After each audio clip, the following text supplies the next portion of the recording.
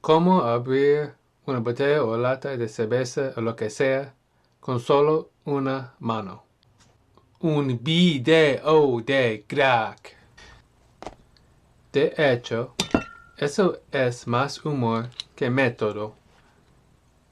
Pero hay una técnica para abrir una botella de cerveza o lo que sea con solo una mano.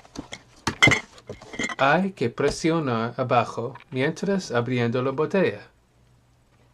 Mantén presión para que no mueva la botella. No importa con cuál mano.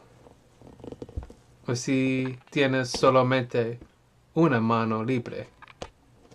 El método es lo mismo para abrir botellas con giro tapa. Hay que aplicar presión abajo mientras girando la tapa. Y también igual para abrir latas, es decir, aplicar presión abajo.